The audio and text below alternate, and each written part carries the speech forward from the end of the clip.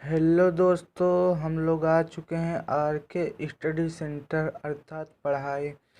हम एक नया चैप्टर बताने जा रहे हैं जो कि क्लास 11th बायो का है। पुष्पी पादप एवं आकारिकी।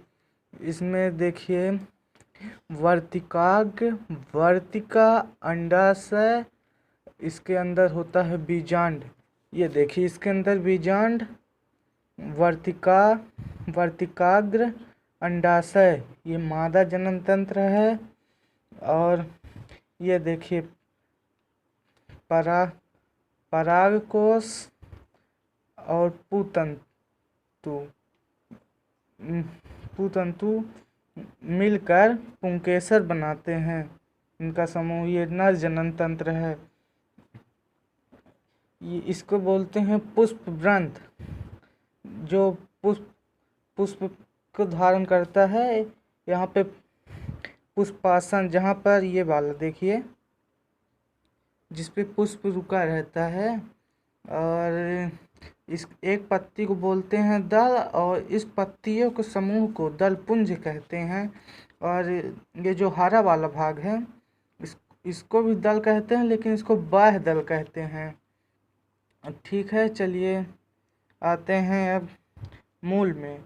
मूल का कार्य पहला देखिए, जल और उसमें घुले हुए खनिजों का अवशोषण। अर्थात मूल का मतलब जड़।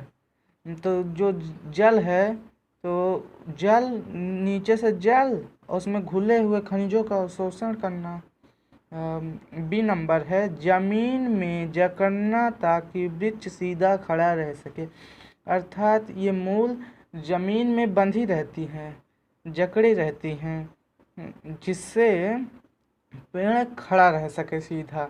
सी नंबर, ये भोजन को संचित कर सकती हैं। अर्थात ये जड़ें भोजन को इकट्ठा कर सकती हैं।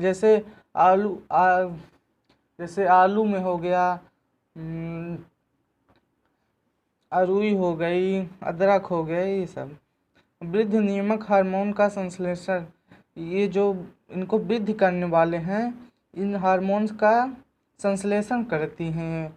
मूल के प्रकार, मूल 3 प्रकार के होते हैं। मूसला मूल, झरस मूल, इसको रेशमय मूल भी कहते हैं, अपस्थानिक मूल।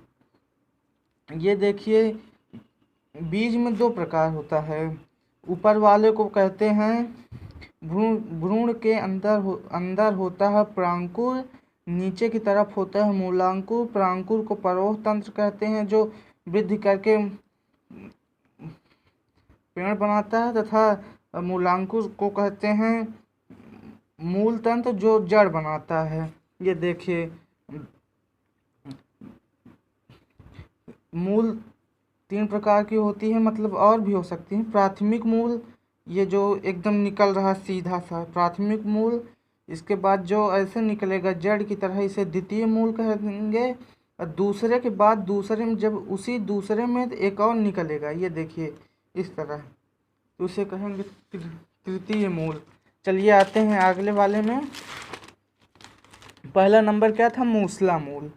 तो ये तो बता ही चुके हैं। भ्रूण के ऊपर प्रांकुर, मूलांकुर, बीज चोल, जिसके अंदर बीज रहता है, यहाँ से जल जाएगा, जिससे ये फूल कर जल जाएगा, तो इसके अंदर जल अवशोषित होगा, तो ये फूल कर फट जाएगा।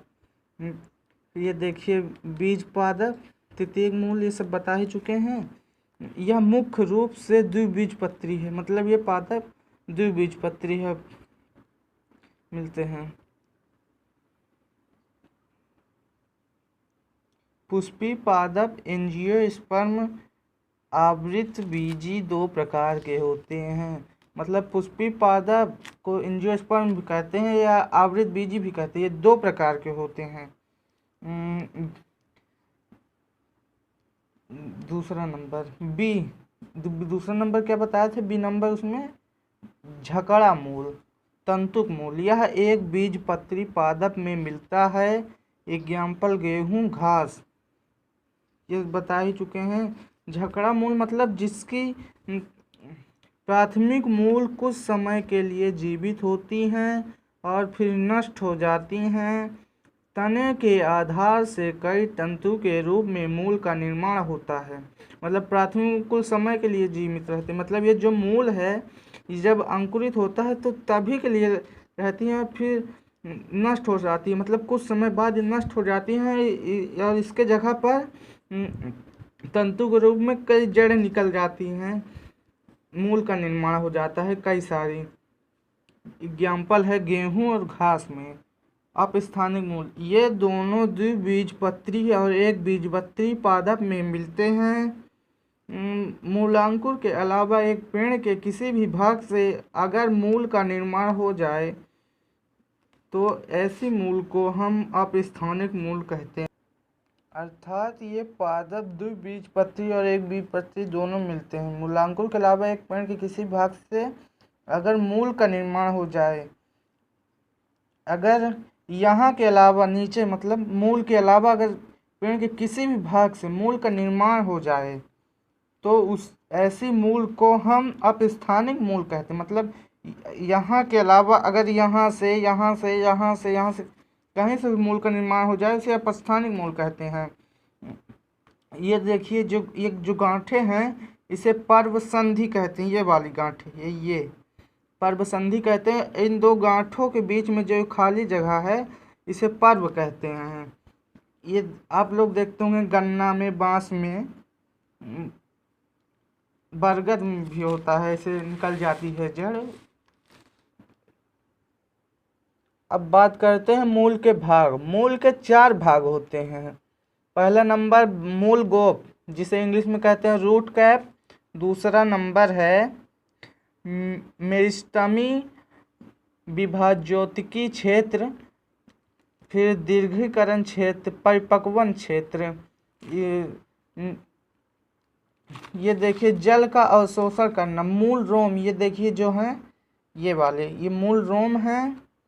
ये है परिपक्वन क्षेत्र, मतलब जहाँ पर मूल मिलेंगी। परिपक्वन क्षेत्र का मतलब जहाँ मूल मिलती हैं। और फिर इसके बाद है ये वाला, यहाँ पर खाली जगह रहता है तो इसे दीर्घीकरण क्षेत्र करते हैं, जो मूल की लंबाई बढ़ाता है, जो मूल की लंबाई बढ़ाता है।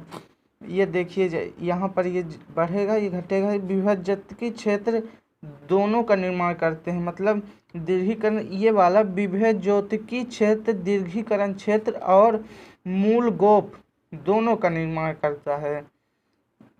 मूल का रूपांतरण, पहला नंबर गाजर सलजम भोजन को संचित करती हैं। मूसला मूल, गाजर और सलजम मूसला मूल हैं जो भोजन को संचित करती हैं। इसके बाद शकरकंद भोजन को संचित करती हैं, मतलब ये सब मूल भोजन को संचित करती हैं, इसे अपस्थानिक मूल कहते हैं। तीसरा नंबर बरगद, बरगद की शाखाएं से नीचे की ओर मूल निकलती है जिन्हें प्रोप मूल कहते हैं। अपस्थानिक मूल ये आंतरिक सहारा देती हैं। ये देखिए ये जो बरगद की शाखाओं से नीचे की ओर मूल निकलती हैं इन्हें प्रोप मूल कहते हैं। ये देखिए प्रोप मूल कहते हैं। ये अपस्थानिक मूल मतलब अपस्थानिक, ये आंतरिकी सहारा देती हैं, मतलब ये जो जड़ें होती हैं ज़मीन में चली जाती हैं और इनको गिरने से या कुछ भी आंतरिक रूप से सहायता देती हैं। चौथा नंबर गन्ना से निचली पर्वसंधि से जो अपस्थानिक मूल निकली थी उसे अस्तंभ मूल ये भी सहारा देती हैं। मतलब ये देखिए गन्ना से जो मूल निकली थी इसे अस्तंभ मूल भी कहते हैं, ये भी सहारा देती हैं।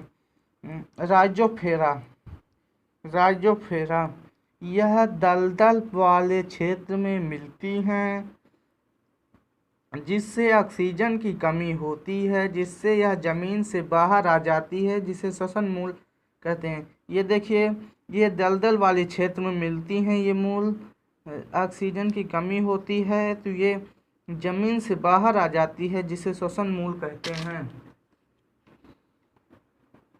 Thank you for watching this video. हमने बात की है मूल के बारे में। अगर पसंद आया हो तो लाइक और सब्सक्राइब कीजिए। अगली बार हम लेकर आएंगे तना। Thank you.